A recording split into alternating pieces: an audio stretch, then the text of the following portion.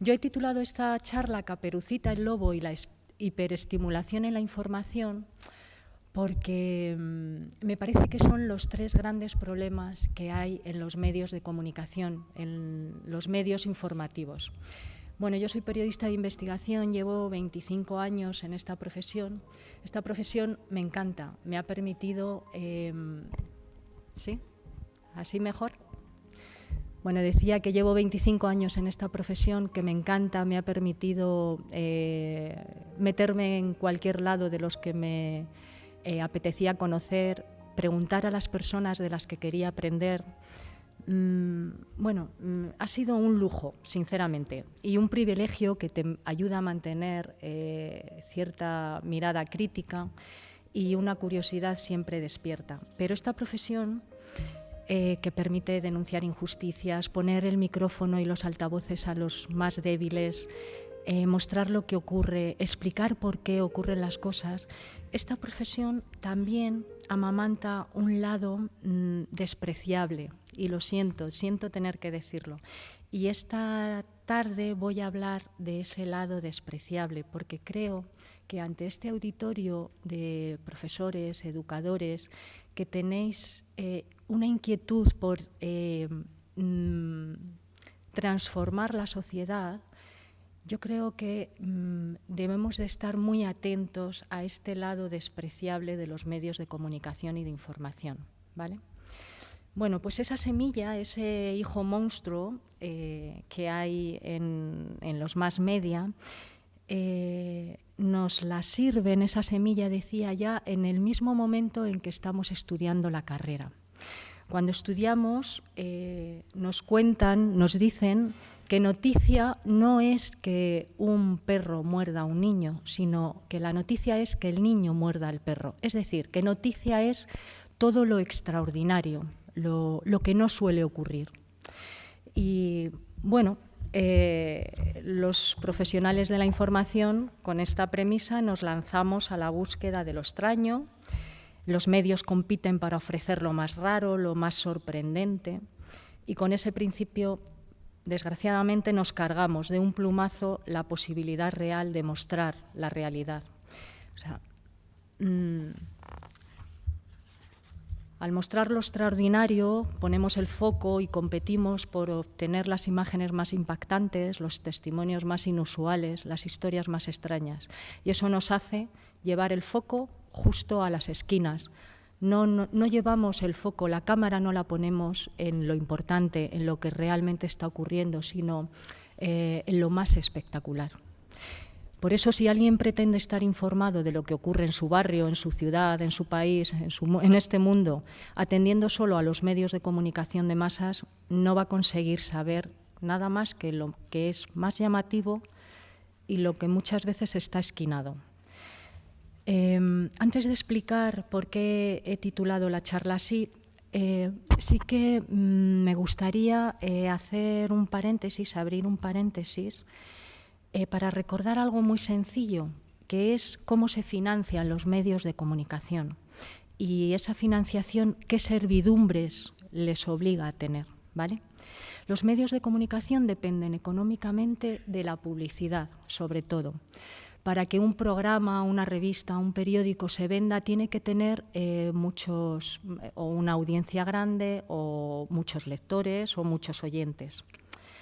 Con la crisis económica de 2007, que ha hecho que la gente deje de comprar medios de comunicación, periódicos, revistas, etc. Con esa crisis, con la crisis de credibilidad que ya venía de antes y que nos hizo sustituir la información por el espectáculo, y que creo, en mi opinión, está desangrando esta profesión desde hace más de una década. De hecho, no hay más que ver los informativos, los telediarios no son informativos, son un compendio de espectáculo bastante penoso, pero bueno. El caso es que con estas crisis y la crisis del papel, los medios de comunicación se han endeudado una barbaridad. Estamos ahora todos todos, incluso los grandes grupos, da igual que se llamen Prisa, da lo mismo. Todos estamos en manos de entidades financieras porque debemos muchísimo dinero. Esto ha provocado que las entidades financieras no solamente estén en los consejos de administración de los medios de comunicación, vigilando qué dinero nos gastamos para pagarles a ellos los créditos, no. Se están metiendo también en los contenidos de los medios de información. ¿Veo ahí una mano levantada o no? ¿O ese ha sido...? Ah, no, vale. Te he visto así. Vale. Bueno,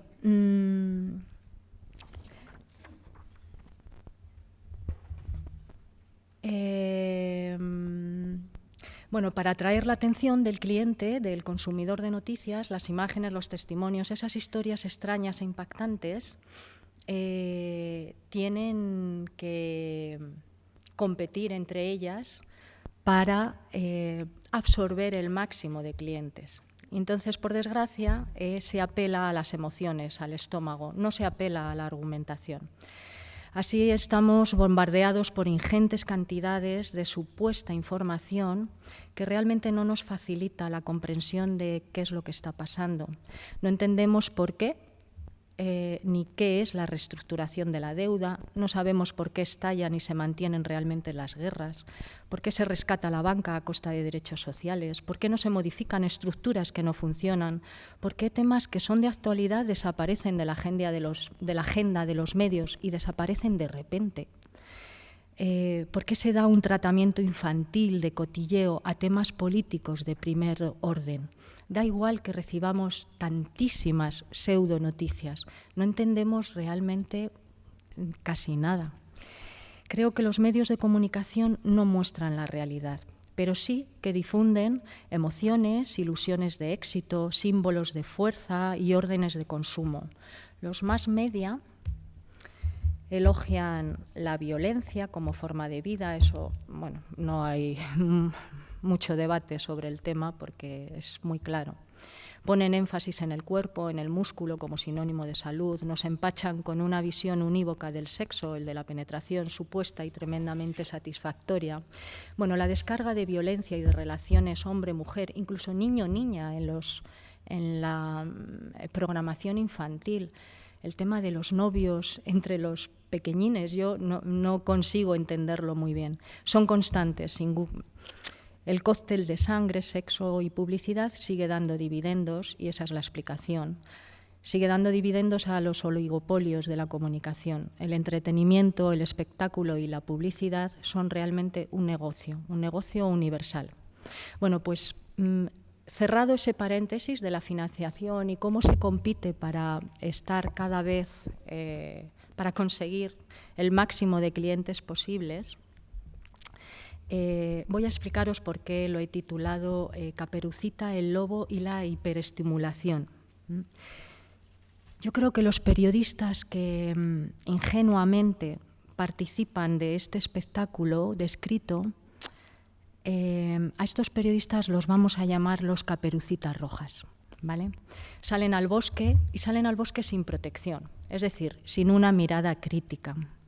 Su misión está clara, deben de llevar esa tartera de información a la abuelita, a la sociedad, y saben que no deben dejarse embaucar ni intoxicar por quienes pretenden manipular o eliminar la información en su propio beneficio, es decir, los lobos. Pero por desgracia los caperucitas rojas también se han dejado seducir por esos lobos que son los que concentran la riqueza y que son objeto de adoración en esta sociedad. La caperucita roja somos responsables, ya sea porque seamos ingenuos, por miedo a perder el trabajo o por falta de rigor profesional, pero somos responsables de que la tartera de la información no llegue realmente a los ciudadanos. Los caperucitas rojas somos culpables de no preguntar lo que debemos preguntar, de no reconocer que no entendemos las explicaciones que nos ofrecen, de no indagar en el por qué y en el para qué se ofrece un discurso concreto.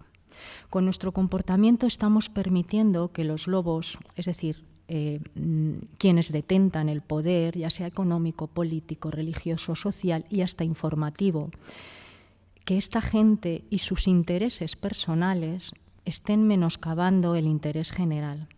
Estos lobos engañan, utilizan, amedrantan y devoran a la ciudadanía. Esa minoría poderosa y rica es también la que genera la mayoría de las noticias, porque los Caperucita Roja corremos a ponerles los micrófonos, los altavoces, para que se escuchen bien sus argumentos. Porque además los periodistas, este tipo de periodistas, repiten o repetimos sus discursos, utilizamos su vocabulario y sus ideas contribuyen a perpetuar sus ideologías. Hace años, os voy a poner 2 ejemplos, cuando ETA aterrorizaba a este país, los periodistas repetíamos consciente o inconscientemente, habría de todo, pero repetíamos términos de la banda, como por ejemplo el impuesto revolucionario. Impuesto revolucionario era un eufemismo que enmascaraba términos de chantaje económico, pero constantemente lo veíamos en los medios de comunicación. Las palabras que elegimos para contar qué es lo que está pasando son esenciales, porque entre las palabras se filtra toda la ideología, la propaganda. Por eso debemos de ser muy, muy cuidadosos. También hace 2 décadas, cuando los alijos de droga ocupaban constantemente las primeras planas de la información nacional, la policía nos pidió a los periodistas que por favor no uniéramos el peso del paquete de droga que se había incautado con el dinero que conseguían los narcotraficantes, porque esa unión se convertía en un efecto llamada para el contrabando de estupefacientes. Los delincuentes interiorizaban lo fácil que era conseguir una suma muy importante de dinero a cambio de un pequeño paquete de droga. Bueno, nosotros hicimos caso y íbamos viendo que lo importante, lo que termina ocurriendo con cosas tan supuestamente pequeñas, tan ingenuas. Bueno, con estos ejemplos y con esto que decía en un principio, yo lo único que quiero es invitaros a analizar el vocabulario que utilizamos los periodistas cuando estamos contando las noticias, cuando preguntamos, cuando mostramos lo que está pasando. El sociólogo, filósofo y ensayista polaco Zygmunt Bauman, Premio Príncipe de Asturias de Comunicación y Humanidades en 2010, explica cómo en la estética del consumo las clases que concentran la riqueza son objetos de adoración. Yo solo lo voy a citar así nada más, ¿vale? Pero él ha estudiado mucho sobre el tema. Las clases, estas clases, los ricos, crean también los nuevos pobres, que son quienes se ven incapaces de acceder al consumo. Para estos desdichados, la felicidad consiste en un estado de excitación espoleado por la insatisfacción, una insatisfacción que se calma, entre comillas, con el consumo, según Bauman. Bueno, Bauman en su obra Modernidad líquida y fragilidad humana pinta una sociedad sin certezas, donde la flexibilidad laboral ha deshecho el sentido de la carrera profesional porque ha eliminado la experiencia acumulada. Pinta una sociedad de miedos difusos y amenazantes que dificultan que el individuo construya su propia identidad. Y diréis, ¿y a cuento de qué esta mujer viene aquí hablando ahora de este filósofo? Pues veréis por qué. Porque él advierte de un cóctel ladino, el que forman las comunidades frágiles, las comunidades líquidas que él dice, es decir, las formadas por vínculos débiles y provisionales, donde los miedos irracionales sirven a intereses autoritarios. Ya sabemos que si se mantiene una angustia colectiva mantenida en el tiempo, al final los individuos se agotan y lo que terminan pidiendo es seguridad a cualquier precio. Pues con esos componentes más una ética del trabajo que impone el control y la subordinación, él presenta un panorama que creo que nos suena a todos. Bauman advierte del falso homenaje a la ética y a la nobleza del trabajo, donde el poder obliga a los trabajadores a aceptar una vida que no tiene nada de noble y que tampoco se ajusta a los principios de moralidad. Para colmo, en esa ética del trabajo que Bauman critica, se responsabiliza a los pobres de su pobreza. Pues bien, ese cóctel nos aboca a extremos neuróticos de hiperestimulación, pasividad, excitación, agotamiento, con el consumo y el trabajo como únicos salvavidas. Y los medios de comunicación estamos difundiendo, por cierto, muy bien todos los componentes de este caldo. Marcuse, filósofo sociólogo alemán, fallecido en el 79, en 1979, ya hablaba de sujetos reducidos a instrumentos de producción y consumo en la sociedad unidimensional. Él hablaba cómo el individuo termina sintiendo como propias las necesidades que la publicidad prescribe. Una sociedad que convierte a los sujetos en objetos y a los objetos en la finalidad de la vida humana, en la felicidad, en que vamos a ser lo que queramos obteniendo ese objeto. Serás feliz con un nuevo coche, serás más joven con esta crema, estarás más activo con esas pastillas. Con esta publicidad, lo que estamos consiguiendo o viendo, por lo menos viendo, es una cultura de masas que altera el esquema medio-fin, hace que los medios parezcan fines, perpetúa la dominación social. Si esta dominación cuenta además con la capacidad de persuasión y de manipulación ejercida a través de los medios de comunicación, la comunidad ya no tiene que rebelarse contra el poder. El poder ha conseguido que la comunidad haga propias las necesidades del poderoso. Nos hemos acostumbrado demasiado a la hiperestimulación, a un impacto tras otro, a la exageración, a la intensificación de la realidad, y eso realmente nos aleja de lo real, de lo cercano, nos desconecta de lo próximo, porque el paisaje que vemos tan bello en la pantalla no es así luego cuando lo vemos con nuestros ojos, porque la mirada de la pareja no es tan intensa como la del modelo o la de la modelo, porque el tacto de una caricia no provoca fuegos artificiales, porque la belleza desnuda no lleva incluido el Photoshop, porque las relaciones no están edulcoradas como aparecen en la pantalla. Los más media no nos ayudan a acercarnos a la realidad, nos alejan de ella y nos provoca insatisfacciones y frustraciones. Si los periodistas seguimos el juego y continuamos sin preguntar el por qué y el para qué de las informaciones y los datos que nos ofrecen, seguirán colándonos discursos manipulados. Aún hay colegas que hablan de la importancia de las 5 W. Esto nos lo enseñan en la facultad, creo que lo conoceréis todos. El qué, el quién, el cómo, el por qué, el qué, quién, cuándo, cómo. Qué, quién, cómo, cuándo, dónde. Todos empiezan por W o tienen una W en inglés, por eso los llaman las 5 W. Pero tan importantes como esas 5 W son otras dos, el por qué y el para qué. Yo os invito a que os preguntéis siempre por esas 2 W, por el por qué y el para qué, cuando veáis o cuando escuchéis una información, porque muchos periodistas no lo estamos haciendo. Os propongo abandonar el empacho de opiniones y de pseudoinformaciones que a veces repetimos en conversaciones sin un previo proceso de reflexión personal.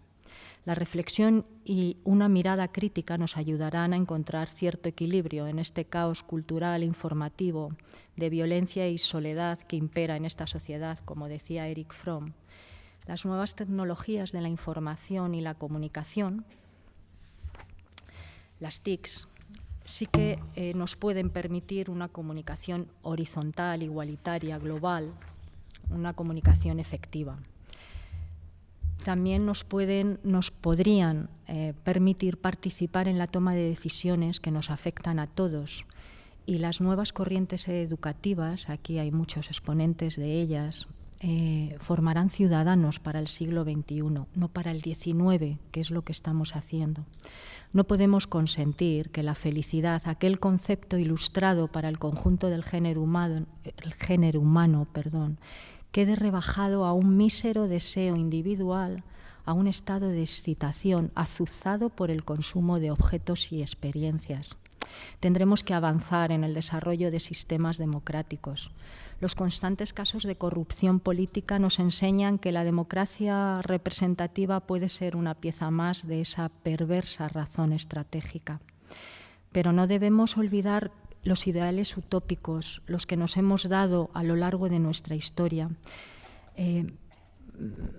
aunque nos hayamos equivocado por el camino, que nos hemos equivocado, ¿no? Por eso estamos aquí muchos intentando a ver qué otros senderos recorremos. Hay nuevos y atractivos senderos, como la comunidad ideal de habla que propone el filósofo alemán Habermas, es decir, con la participación de todos en los debates y en el ágora global con las TICs, las tecnologías de información y comunicación, o la ética cordial para llegar a la verdad y a la justicia a través de la argumentación del corazón, como plantea la filósofa valenciana Adela Cortina. Bueno, hay nuevos caminos que se pueden recorrer.